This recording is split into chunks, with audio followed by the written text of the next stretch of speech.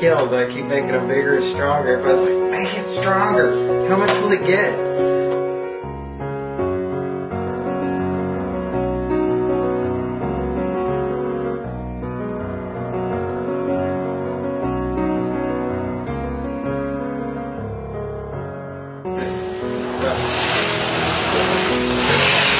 It works. It took a long time, a lot of frustration to make it, but it's perfect. Everything's so simple in here. It's a gear motor and a spring.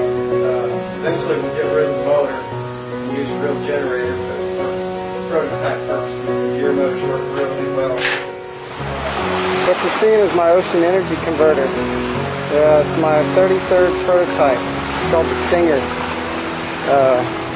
And this is the results that we're getting right here.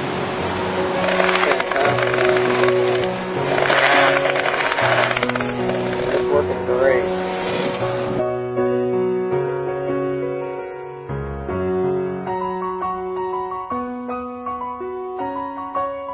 People that come down to see it from the universities and from some of the companies, and we have it in the water in El Salvador, and it's doing exactly what we've told them it will do.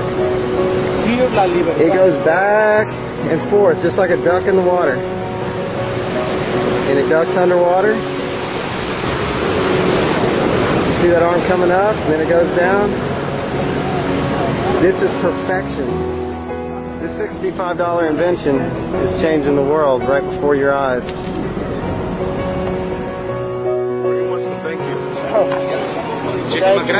Thank you. Thank you very much. Felicidades por el invento, muy bueno. Exactly what it's supposed to be doing.